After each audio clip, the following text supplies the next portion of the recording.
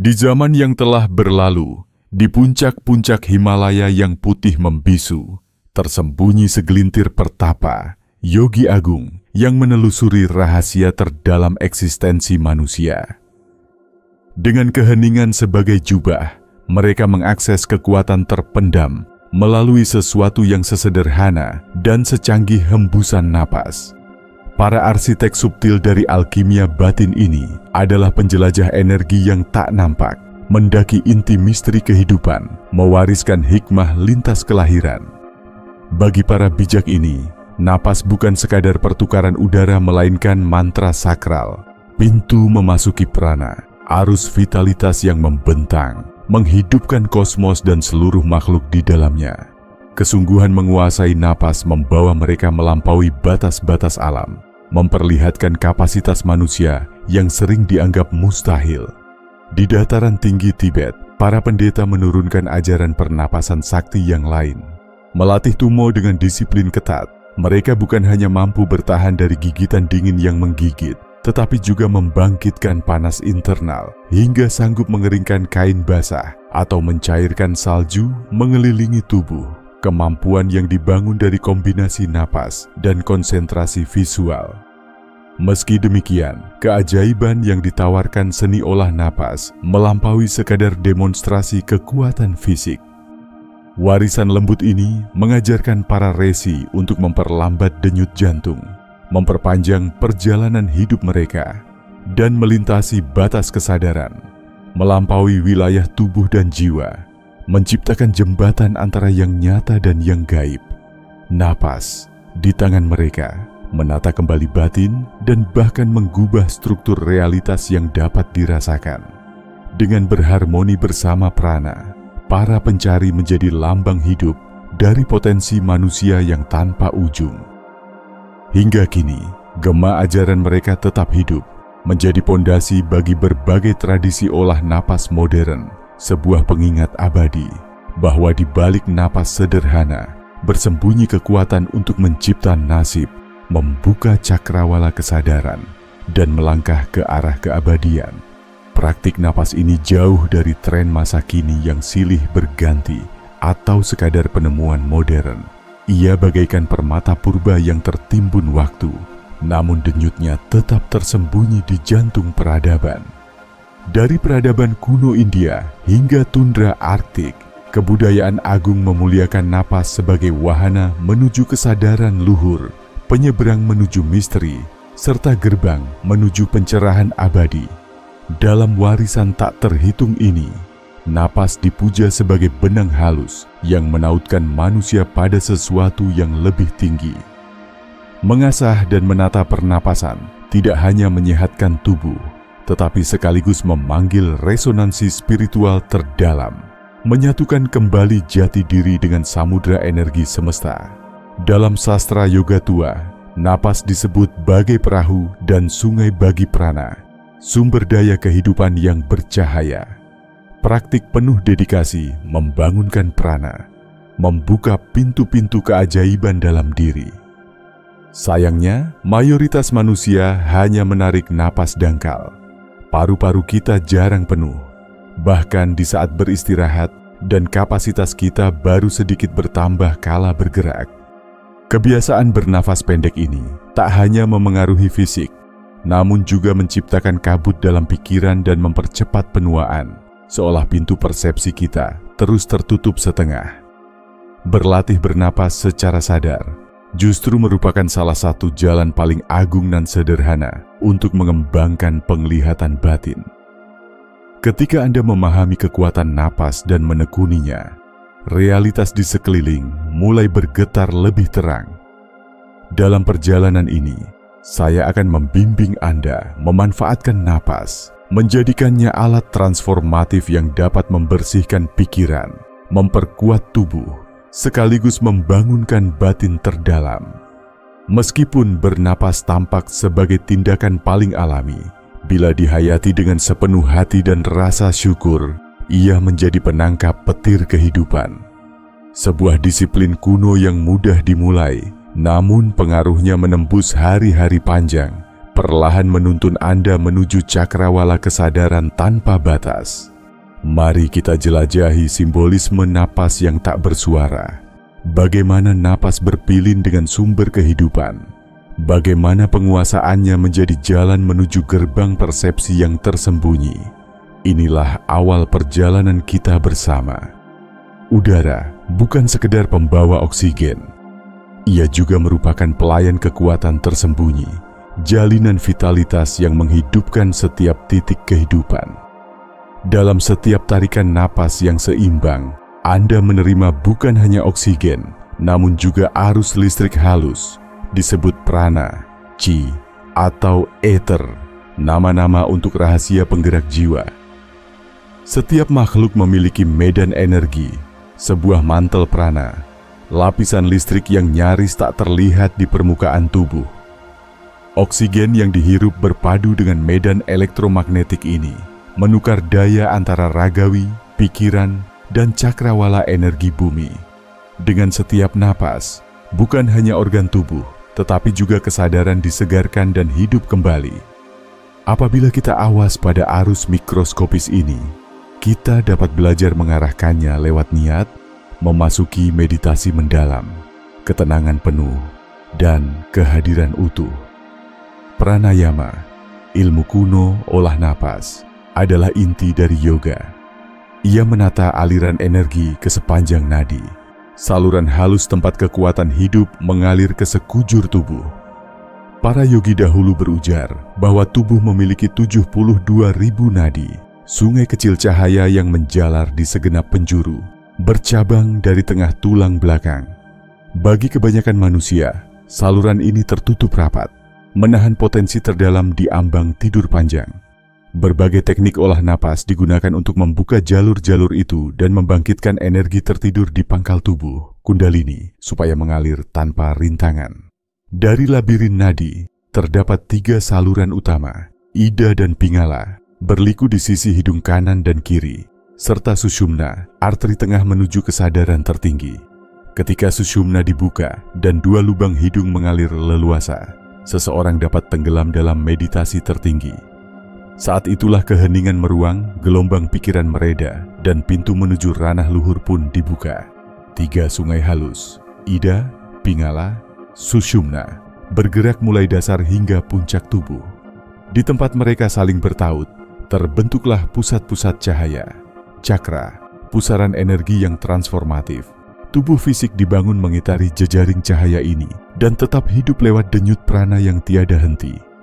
Namun pada manusia biasa, hanya setitik prana yang beredar, mayoritasnya masih tertidur, menyerupai ular kundalini yang tergulung di dasar tulang belakang. Selama ini, prana cenderung mengalir melalui ida dan pingala, sedangkan sushumna terbukan kunci. Arti dari pranayama ialah membuka jalan tengah, membiarkan prana naik, membakar api kundalini yang menanjak dari satu cakra ke cakra berikutnya hingga puncak mahkota. Para mistikus India percaya, cakra tertinggi adalah gerbang ke surga, nirwana, kebuntuhan di hati, atau dalam kata-kata Yesus, kerajaan Allah di dalam dirimu. Ketika kundalini membangkitkan kesadaran ini, energi universal, Shakti dan Shiva, tenaga dan kesadaran bersatu.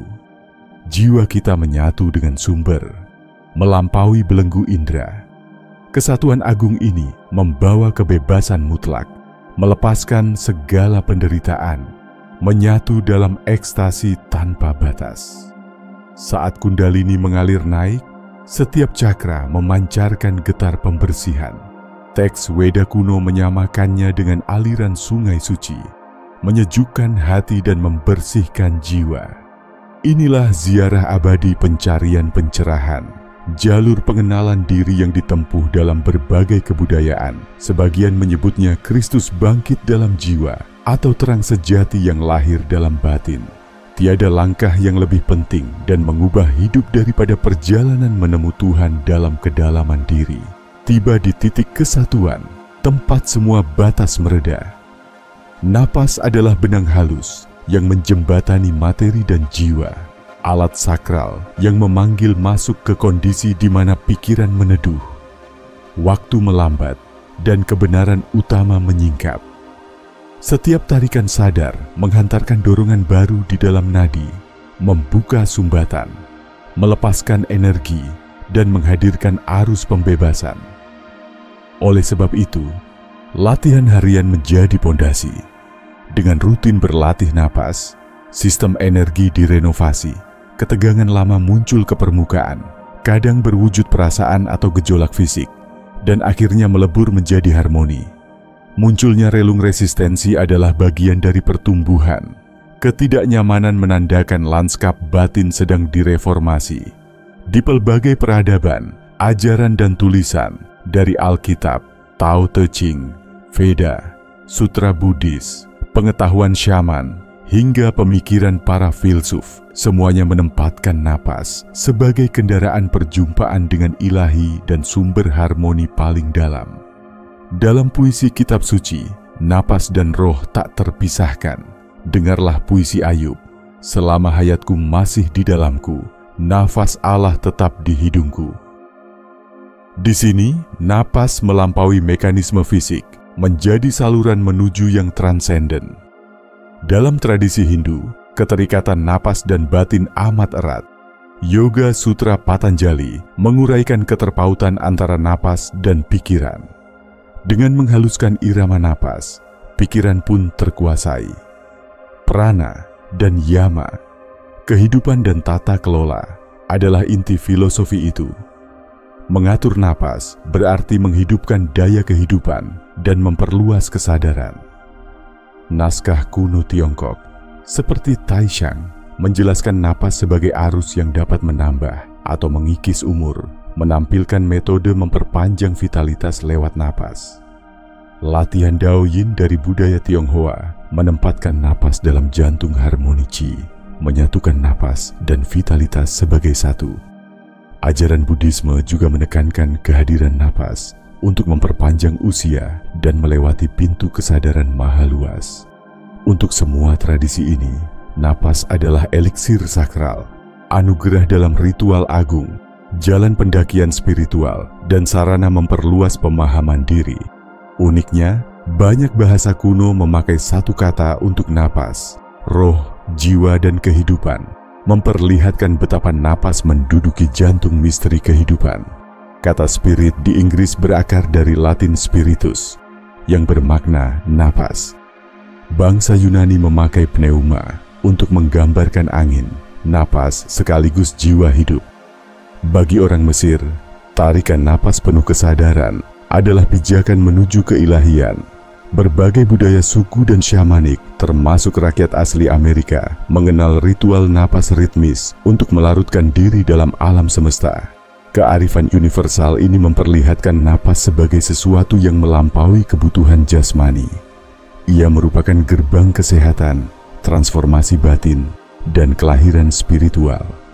Menghirup napas secara sadar serta penuh keterlibatan akan membersihkan, menguatkan, dan menyusun ulang jaringan energi di tubuh, sekaligus menyiapkan pikiran untuk memasuki wilayah realitas yang lebih halus.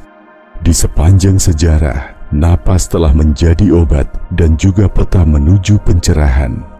Namun di era modern, pengetahuan kuno ini surut ditelan kemajuan.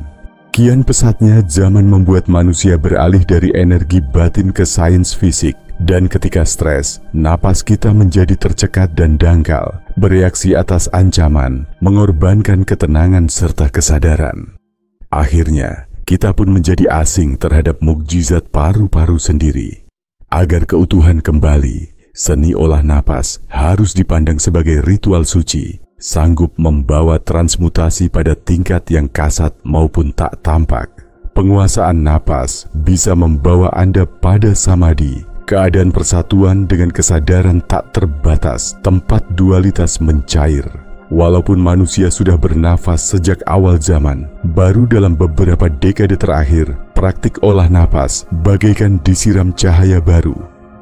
Teknik modern bermunculan, mewarisi gerakan spiritual tahun 60-70-an, kini menjadi jalan lepas trauma, menyeimbangkan emosi, dan memperluas pandangan batin.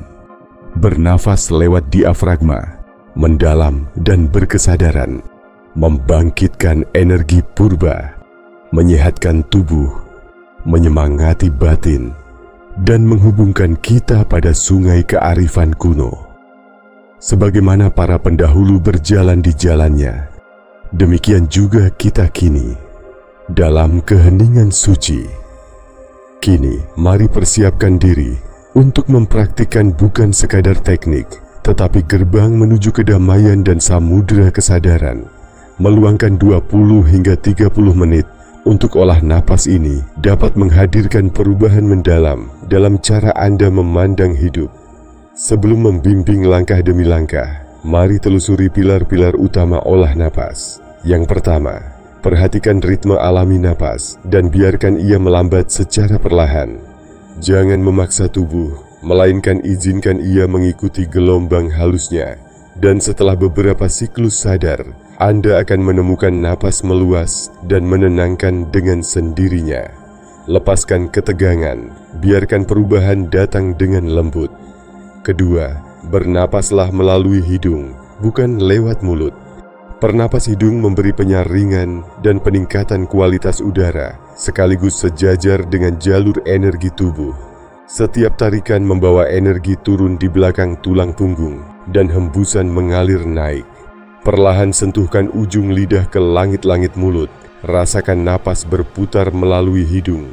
Penyesuaian ini akan menambah kedalaman dan efektivitas. Ketiga, gunakan diafragma. Napas berasal dari perut, bukan hanya dada atas. Ketika diafragma menekan turun, perut melebar, menghasilkan napas penuh manfaat. Napas perut menjadi penghubung tubuh dan batin, menenangkan saraf, meredakan kecemasan. Hirup hingga perut mengembang, rasakan energi mengisi jalur tulang punggung. Dan saat menghembus, izinkan perut mengempis dan energi naik membersihkan kepala dan dada. Keempat, punggung harus tetap lurus dan tegak. Para bijak kuno percaya tulang belakang adalah pilar suci. Postur tegak memungkinkan arus energi melaju, memperdalam pengalaman napas. Hanya sedikit penyesuaian atau pengangkatan lengan bisa membuka napas lebih lapang. Dengan menggabungkan keempat dasar ini dalam latihan pranayama setiap hari, Anda membuka pintu emas menuju penguasaan batin dan perluasan kesadaran. Untuk memulai, duduklah dengan santai, baik bersila di tanah atau di kursi dengan kaki rata. Tempelkan ujung lidah ke langit-langit, isap napas panjang lewat hidung dan keluarkan perlahan lewat mulut. Kendurkan leher dan punggung. Turunkan bahu, relakan perut, lalu tarik napas panjang.